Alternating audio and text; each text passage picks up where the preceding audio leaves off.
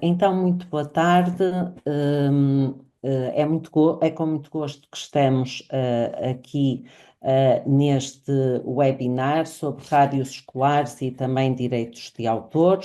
Hum, eu chamo-me Maria José Brites, como podem ver aqui na minha identificação, e sou uma das pessoas que integra o projeto UN Digital. Eu se calhar começava então só por fazer uma breve apresentação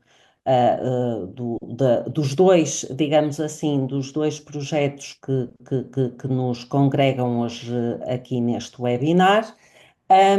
O primeiro é o projeto UN Digital, que é um projeto sobre jovens, notícias e cidadania digital. É um projeto financiado pela Fundação para a Ciência e Tecnologia e que está a decorrer na Universidade Lusófona e no SICANT.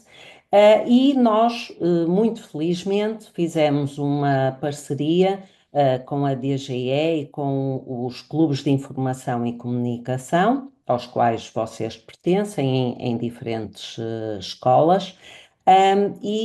No âmbito desta parceria, enfim, este já é o terceiro webinar e temos pelo menos mais três preparados, assim como dois bootcamp, mas eu para já se calhar vou deixar estas ideias um pouco ainda a marinar, porque um pouco mais à frente, aqui as minhas queridas colegas Susana Tavares, Elsa Mota e também Maria Augusta Rosário, portanto, da Direção-Geral de Educação, irão dar-vos mais pormenores. Se calhar antes de começar, apresento também aqui a minha colega Margarida Maneta, que é a minha colega no projeto UN Digital, e hoje, infelizmente, porque está em viagem, não pode estar connosco, a nossa colega Teresa Sofia Castro, mas tem-nos acompanhado também neste processo. E eu agora, se me permitirem, vou partilhar o meu ecrã, está bem? A ver se corre bem. Portanto, como eu já vos disse há pouco, nós hoje vamos nos concentrar nas rádios escolares e também nos direitos de autor. E vamos também pensar um pouco o que é isto de podermos fazer rádio e de podermos fazer rádio em ambiente escolar. Desde logo, eu diria que, enfim, os projetos de rádio, eu sou suspeita, porque de facto sou uma entusiasta da utilização da rádio. Hoje em dia podemos pensar também do podcast, não é? Educacionais, sejam eles formais, não formais. Acho que a rádio, como eu costumo dizer, ela é muito interessante. Porquê? Porque ela desafia-nos a conseguirmos expressar-nos, a conseguirmos transmitir uma ideia, expõe-nos de alguma forma, leva-nos a conseguir falar de forma mais clara e termos mais alguma desinibição em estarmos perante grupos mais vastos a falar, mas ao mesmo tempo ela preserva-nos, não é? Não tem a mesma exposição que, por exemplo, a televisão e o vídeo têm, não é? E, portanto, e depois a rádio tem uma outra característica, que é também, obviamente, uma característica da televisão. Ahm, Quando nós fazemos rádio, não dizemos assim umas coisas que nos aparecem sem termos pensado, sem termos escrito, não. Todos os jornalistas de rádio preparam muito bem e escrevem, os jornalistas e os locutores, aquilo que dizem, não é? E aliás, até há uma máxima na rádio que é digamos assim, o imprevisto, o melhor imprevisto, não é? Aquele que resulta melhor é aquele que foi melhor preparado. E o ser preparado em rádio significa escrever. mas nós à frente já iremos também falar um pouco desse aspecto. Ora, começando aqui neste slide, destacaria também esta ideia. O fazer rádio é tentarmos colocar-nos no lugar do ouvinte, não é? Isso significa que nós vamos tentar transmitir uma mensagem só com os sons. E o que a rádio ou o podcast tem de espetacular é que nós, como sons, podemos utilizar a nossa voz, podemos utilizar música, podemos utilizar sons, sei lá, a bater, por exemplo, imaginemos que queremos fazer um programa de rádio, por exemplo, sobre ping-pong. Eu fiz há uns anos um programa de rádio com essa característica e, portanto, tínhamos ali, em termos de sonoplastia, precisamente os sons do ping-pong. E a rádio é também isto, é nós identificarmos o lugar de fala no seu próprio contexto. Obviamente, isto faz com que nós tenhamos de pensar muito bem aquilo que estamos a fazer e menos às vezes é mais, não é? Portanto, o ser incisivo naquilo que se diz, e depois aqui este aspecto que aqui está aqui neste ponto 3. Como eu disse, nós escrevemos o texto, mas depois, antes de o dizermos, devemos lê-lo em voz alta, precisamente para ele ter ali o ritmo e o toque da oralidade.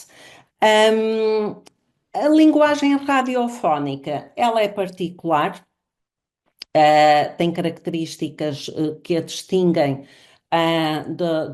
da linguagem escrita, da linguagem de televisão, por exemplo, e nós vamos deixar-vos aqui apenas algumas práticas que nós consideramos que são boas. Nomeadamente, se vocês repararem aqui neste slide, ele praticamente só está preenchido do lado esquerdo e não é ao acaso. Nós fizemos isso precisamente porque em rádio, e nomeadamente os jornalistas de rádio, muitas vezes escrevem com a margem mais larga, não é? De um lado e com o corpo do texto concentrado num espaço mais curto, precisamente porque nos facilita este olhar de leitura, não é? E portanto, já referi as palavras simples, claras, frases incisivas, não é?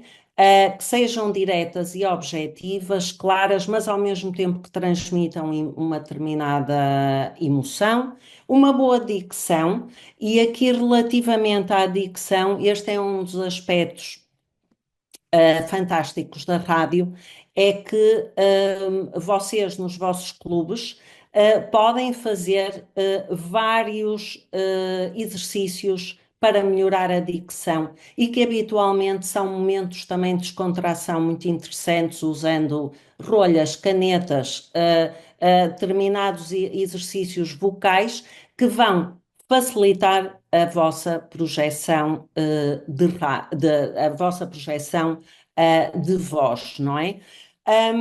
Depois, um outro aspecto, se calhar antes de chegar aqui, só mais um detalhe, em termos da forma e como nós nos expressamos na rádio, um, o estarmos despertos para nos ouvirmos e para ouvirmos a forma como os outros falam, eu acho sempre, gosto sempre de deixar aqui esta tónica que é a rádio dá-se muito mal com as cacofonias, não é? E quando nós ouvimos, por exemplo, aqueles diretores irresponsáveis, não é? Nós estamos a dar o irresponsáveis, parece que aquelas pessoas não têm responsabilidade e, no fundo, através da cacofonia, nós estamos a dar um sentido absolutamente oposto àquilo que nós queremos dizer. Se calhar o que deve ser feito é aqueles responsáveis ou aquelas pessoas responsáveis e que são diretores de alguma coisa, não é? Portanto, é um pouco também aqui na questão da rádio, nós prepararmos também a forma como ouvimos, vai-nos facilitar também a forma como nós nos expressamos. A entrevista é um expoente máximo no jornalismo, é um género que é um expoente máximo no jornalismo e muito em particular na rádio, não é? Onde, sobretudo, predomina a entrevista ping-pong, pergunta-resposta, pergunta-resposta. Só há algumas notas muito breves, quando vamos fazer uma entrevista em rádio. Desde logo fazermos perguntas abertas para evitarmos respostas sim, que são respostas que depois não dão nada em termos da qualidade do som que nós vamos reproduzir. Antes de começarmos a entrevista, obviamente, verificar o equipamento, ver se o gravador ou se o telemóvel, enfim, estão a funcionar bem, se for um equipamento de pilhas, se tem pilhas suficientes, verificar antes do entrevistado ir embora, se ficou tudo bem gravado, porque se não ficou, aquele se calhar é o momento de peço desculpa, mas podemos voltar a gravar, não é? Evitar fazer coisas como esta enquanto estamos a falar, não é? Porque isto em rádio não é som, é ruído, não é? Portanto, evitar todo o tipo de ruído. E aqui, já muito para finalizar, introduzia aqui uma parte também importante, bastante importante aqui da nossa masterclass hoje, que é, mas então nós podemos passar tudo nas nossas rádios? Não, não podemos passar tudo na medida em que queremos passar sem termos alguns cuidados, não é? Por exemplo, a música, que é um elemento que é muito procurado nas rádios educativas e, nomeadamente, nas rádios escolares, nós temos que ter aqui alguns cuidados. É mais fácil, por exemplo, passar uma música que seja feita, por exemplo, pelos alunos na escola, do que passar uma música comercial que tem, por exemplo, direitos de autores, não é? E, portanto, esses aspectos devem aqui ser acautelados, não é? E, nomeadamente, mesmo os Creative Commons em Portugal têm algumas limitações. Por isso, este é um aspecto que deve ser tido em consideração muito em especial quando lá está a rádio está a emitir para fora das portas da própria rádio. E agora vou passar a palavra à minha colega Margarida Maneta. Obrigada, boa tarde. É bom estarmos aqui reunidos para pensarmos estas questões das rádios escolares e dos direitos de autor, que são também uma preocupação. E parece-nos então pertinente começarmos por tentar perceber o que é que são direitos de autor, de que é que falamos quando falamos de direitos de autor. Nós trazemos aqui uma definição até da internet segura, não sei se vocês conhecem este recurso, mas no fundo estamos a falar de um direito que a pessoa que criou algo, já vamos ver o que é esta criação, de que é que estamos a falar, mas estamos a falar do direito dessa pessoa de proteger aquilo que criou e de ter direito sobre, seja para usar, seja para vender, seja para permitir que outros usem, seja, portanto, de acordo sempre com as condições que acordar, não é? A partir desse mesmo direito. O que é que nós estamos a falar quando falamos destas criações, não é? No slide seguinte, portanto, a Maria José já nos falava da música, por exemplo, mas é fácil se nós pensarmos também que podem ser, por exemplo, livros, podem ser revistas, podem ser poemas, não é? No caso da rádio, nós pensamos mais no som e por isso pensamos mais na música, mas, por exemplo, os filmes que vocês gostam de ver ou as imagens e fotografias que vocês veem na internet, por exemplo, também têm direitos de autor.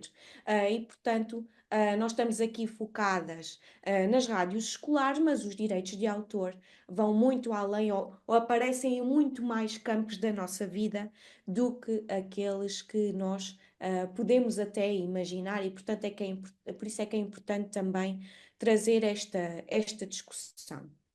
Como vocês sabem, a inteligência artificial é um tema que atravessa todas as nossas masterclasses e por isso nós queremos pensar aqui convosco porque é que a inteligência artificial, não é, torna os contornos desta discussão sobre direitos de autor um pouco mais complexos, não é? Porque, no fundo, aquilo que nós vemos com a inteligência artificial, e muitas vezes parece que a inteligência artificial de facto está a criar, ou até parece que está a pensar, mas no fundo não é criação divina, como nós dizemos assim. Aquilo que acontece é que está só a identificar padrões, a combinar sequências do quê? De um conjunto de milhares, milhões de dados que já detém e com os quais foi treinada, não é? E por isso é que nós queremos alertar aqui até para o uso de ferramentas de inteligência artificial e para o seu cruzamento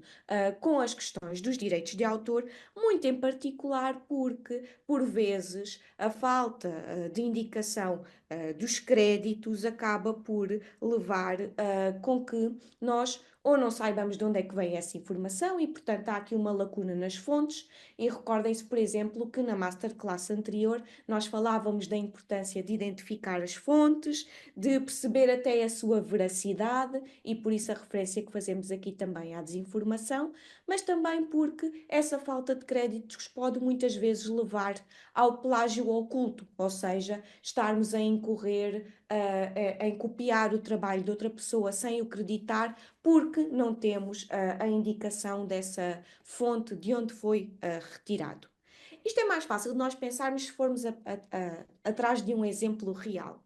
E este exemplo pode parecer interessante, porque é um exemplo até com o Cristiano Ronaldo, e nós trazemos exatamente o sucedido noticiado a partir de uma rádio para ter aqui seguimento e lógica na nossa masterclass. Mas aquilo que aconteceu foi que quando pediram portanto, pediram a uma ferramenta de inteligência artificial que gera imagens e que tem uma interface como se fosse uma conversação ou um diálogo, não é? À semelhança com o que acontece com o ChatGPT, por exemplo, que nós fazemos um pedido ou uma pergunta e temos a sensação que se gera uma resposta e uma conversa. E, portanto, aquilo que foi pedido, a indicação foi que desenhassem um quadro do Cristiano Ronaldo com uma inspiração ao estilo do Van Gogh. E o resultado é este que nós vemos aqui na imagem, mas o banco de imagens chamado Getty Images acabou mesmo por acusar esta ferramenta de inteligência artificial de ter usado as suas imagens sem os ter contactado e, portanto, de ter arquivado e usado, não é, trabalhos com direitos de autor sem o ter solicitado e também sem ter feito o devido pagamento. E por isso, há até autores, eu gostava de vos recuperar isso, que dizem que muitas vezes a inteligência artificial são quase como um papagaio, não é? Porquê? Porque repetem algo que já existe, mas muitas vezes sem nos dar a indicação de quem são os autores e que direitos têm sobre aquela informação. Ou há também um outro. Enfim, a pessoa aqui em Portugal que foi até entrevistada para o Jornal Expresso e que fazia um trocadilho e dizia que IA não é inteligência artificial, mas sim inteligência alheia, na lógica de que acaba por repetir algo que outra pessoa já fez, mas sem lhe dar esses devidos créditos. E então é nesta lógica de que muitas vezes, como a Maria José dizia, o trabalho em rádio pode e exige muito daquilo que é feito também escrito, não é? E pensado, e muitas vezes é importante alertarmos então para o uso destas ferramentas aqui neste cruzamento com os direitos de autor. Agora eu passava a palavra à Susana e à Elsa para pormos as mãos na massa. Ora bem, obrigada Margarida, e de facto foi interessante, gostei imenso dessa inteligência alheia, por acaso nunca tinha feito esse cruzamento e, é realmente uma boa comparação. Ora bem, o meu nome é Susana Tavares e estou cá com a minha colega Elsa Mota e nós somos da equipa da Cidadania, da Direção-Geral da Educação e estamos a dinamizar a equipa dos média, do domínio dos média. Como já repararam, estas masterclasses estão a começar a surgir com alguma cadência. Este é um dos projetos que estamos a dinamizar neste domínio da educação para os média e, em particular, para os clubes de informação e comunicação. Quando falamos de clubes de informação e comunicação, falamos dos clubes de rádio, jornais escolares, portanto, clubes de televisão, podcast, fotografia e, no entanto, estes clubes, portanto, como já se devem ter apercebido, não estão todos inscritos na nossa rede, que às vezes recebemos um e-mail, ai, temos um clube, ainda não inscrevemos, como é que procedemos? Então, nós vamos hoje explicar-vos mais uma vez, assim, de uma forma muito resumida, como é que podem fazê-lo, mas antes disso, portanto, esta minha apresentação foi assim, só para enquadrar também aqui a parceria com este projeto Human Digital e também percebermos porque é que isto se integra na cidadania, integra-se na cidadania porque está integrado no domínio dos média e, portanto, nós temos também aqui o intuito de tentar encontrar atividades que possam vos ajudar a dinamizar os vossos clubes, mas antes disso, queríamos dar, antes de passarmos a esta questão dos clubes, queríamos só dar continuidade à apresentação da Margarida, antes de passarmos para o mãos na massa, e tentarmos perceber aqui, junto de algumas das questões que vocês também nos fizeram chegar quando preencheram a vossa intenção de participarem nesta, hum, portanto, nesta masterclass, fizeram-nos aqui algumas questões e que, no fundo, no seguimento do que foi apresentado pela Maria José e pela Margarida, já agora terminávamos este pack de formação só para percebermos se percebemos tudo. Então, tínhamos aqui uma pergunta que era: uma rádio escolar então pode fazer publicidade? Margarida e Maria José. Hum, Bom, em primeiro lugar, é muito importante, até no seguimento da nossa masterclass anterior, relembrar que no papel de jornalistas nós devemos distinguir muito bem o que é informação e o que é a opinião, e a publicidade. E, portanto, depois dessa distinção estar feita, cabe aos responsáveis de cada rádio, não é? Decidir se sim ou se não, sendo que essa distinção deve ser sempre muito bem definida e clara para todas as pessoas. Não sei se a Maria José quer acrescentar alguma coisa neste sentido. Não. Ok. não. Só dizer que no chat, se tiverem alguma pergunta, podem colocar no chat, tá bem? Mas depois, como vamos estar todos juntos nas salas a falar, eu avançava já com o esclarecimento destas questões. Obrigada, Margarida. Temos aqui outra. Que forma de apoios, que formas de apoio, subsídios, formação, existem vocacionados para projetos de rádios escolares? Uhum. Ora bem, aqui posso eu e a Elsa também, eu penso que aqui tem que articular com também a vossa comunidade, sendo que por parte da Direção-Geral da Educação, neste momento, todas as escolas já foram equipadas também com um projeto que sai da casa, que é os LEDs, os Laboratórios de Educação Digital. Elsa, não sei se também queres acrescentar, mas quem, por exemplo, escolheu que a escola, portanto, que Multimédia. era a opção 3, portanto, pretendia portanto, os recursos Multimédia. do É 3, que é os LED multimédia, multimédia, sim. receberam imensos equipamentos que de certa forma, permitem, pronto, construir uma rádio, criar uma rádio. Dizer-vos também que no nosso site, no dos clubes, vocês têm já webinars anteriores e há um webinar em particular que é um webinar sobre as rádios escolares com um dos jornalistas, que é o Ruben Martins, e ele dá imensas pistas de como criar uma rádio, com recursos gratuitos. Portanto, vocês podem ir. Eu daqui a pouco já vou colocar no chat esse link, e vocês, se forem ao nosso espaço dos clubes de informação e comunicação, têm no espaço recursos, têm lá esse webinar disponível. E mais coisas, Elsa, queres acrescentar mais alguma coisa?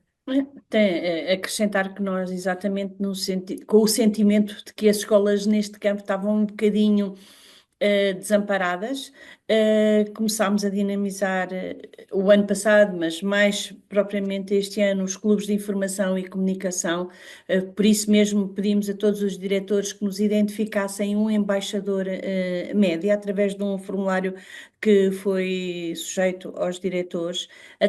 Depois da identificação desses embaixadores, nós estamos a contactar os embaixadores para que nos identifiquem nas escolas todos os clubes de informação e comunicação, sejam clubes de fotografia, rádio, televisão, jornal, podcasts, portanto, tudo o que for ligado aos média, para que depois nós possamos entrar em contato com os coordenadores desses clubes, exatamente para vermos e para medirmos a temperatura destes nossos clubes, perceber que problemas é que têm e que não têm, portanto, para podermos fazer este tipo de atividades, estas masterclasses, os bootcamps que depois vamos fazer no fim, os webinars, fazermos encontros como já fazemos dos encontros de jovens jornalistas, fazermos outro tipo de encontros em que possamos fazer partilha de atividades e partilha de conhecimento entre alunos e professores,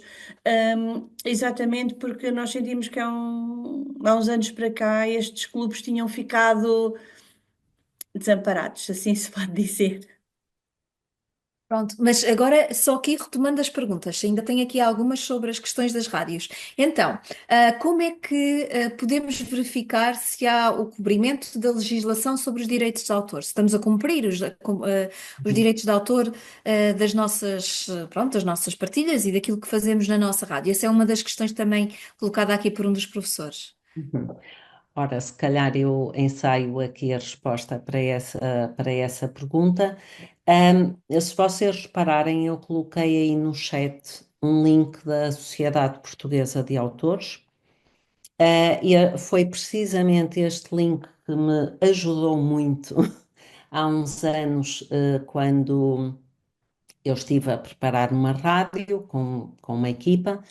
E isto porquê? Porque, mais uma vez, apesar de em alguns dos casos até estarmos a falar de rádios online, ou até noutros casos estarmos a falar, por exemplo, numa rádio que tem um estúdio numa determinada sala e depois emite para o resto da escola, embora internamente, não é? É mais ou menos como quando nós vamos, por exemplo, a um restaurante e chegamos ao restaurante, o restaurante tem música e depois nós vemos lá na parte da entrada o registro na Sociedade Portuguesa de Autores, o registro na Passe Música, ou seja, e eventualmente até o registro na entidade reguladora para a comunicação. Ou seja, pode parecer muito para o registro de uma rádio com um intuito educativo, não é? Mas na realidade, e nós podíamos ficar aqui um dia inteiro e não íamos falar de tudo, na realidade, este aspecto é um aspecto que tem a sua complexidade.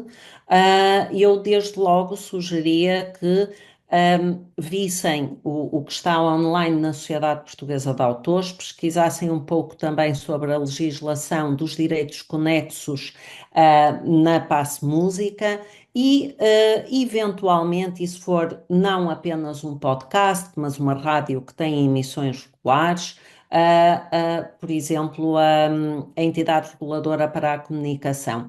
E aqui eu se calhar deixava só 3 notas brevíssimas relativamente a estas três entidades. Sociedade Portuguesa de Autores, mesmo para rádios online, há um pagamento de um fee para streaming, pelo menos. Quando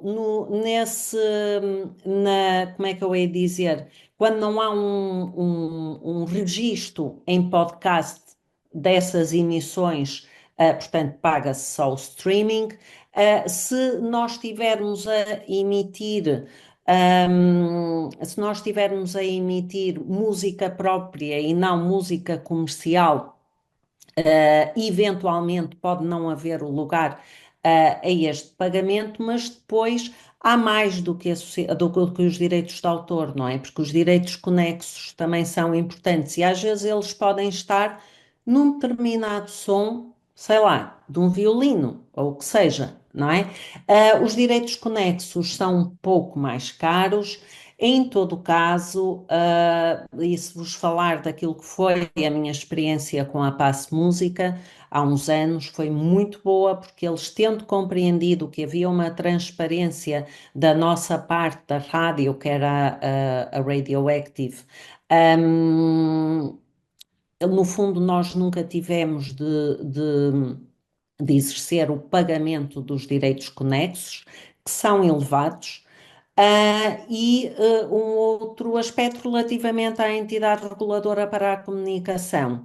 É um processo interessante, foi um processo moroso, não é necessário, ou pelo menos não era necessário pagar nada, mas tem um aspecto muito interessante para nos registarmos na entidade reguladora para a comunicação, foi preciso ter um estatuto editorial. Nós já falamos do estatuto editorial, na masterclass anterior, e a criação de um estatuto editorial é interessantíssima, porque é um momento em que em equipa nós vamos decidir quais são os objetivos, quais são os limites éticos, deontológicos da nossa rádio, e no fundo, quais são as regras que nós vamos criar para que tudo corra bem, não é?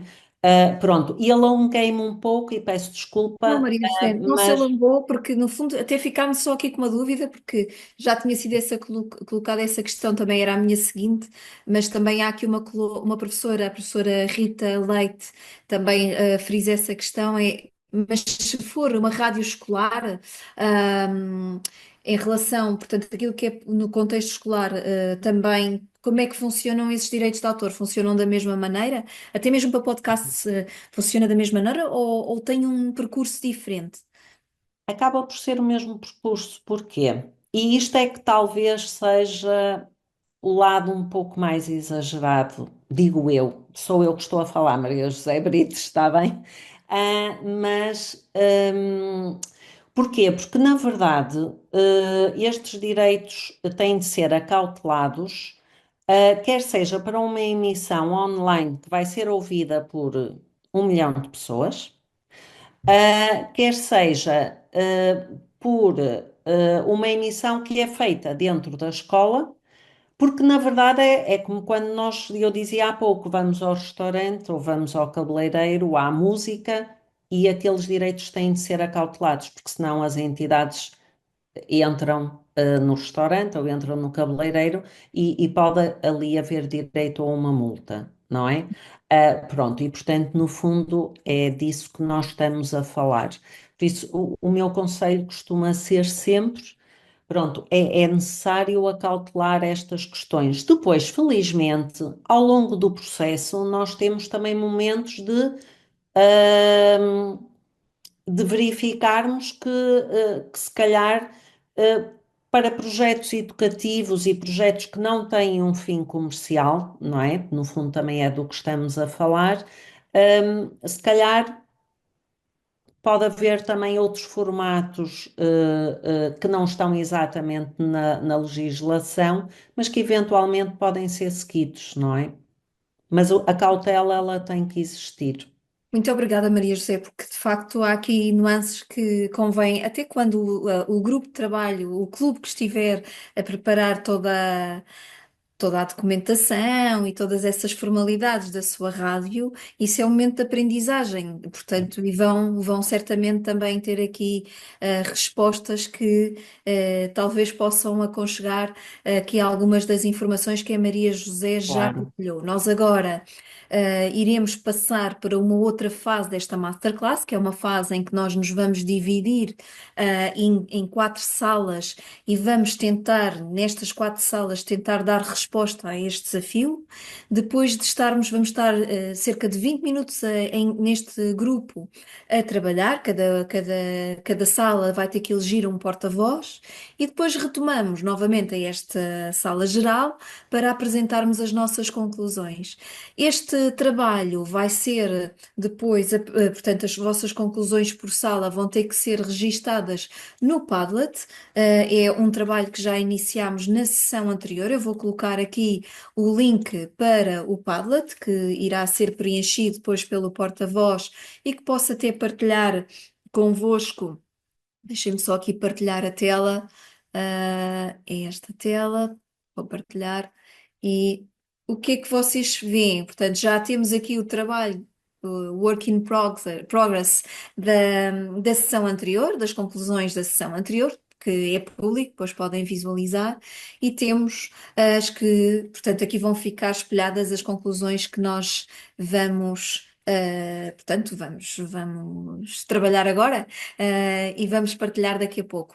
Dizer-vos também que amanhã, se ainda não se inscreveram e se têm também curiosidade, amanhã vamos ter um webinar que vamos, portanto, que foi feito e foi pensado mesmo para comemorar o Dia Mundial da Rádio, que é amanhã, e onde vamos ter alguns convidados que não têm concretamente a função de tratar esta temática, mas onde podemos também fazer algumas perguntas e tentar perceber melhor se este assunto pode ter aqui mais informação. Esse webinar também vai ficar gravado, tal como esta masterclass, e vai ficar disponível no nosso site, caso não possam assistir.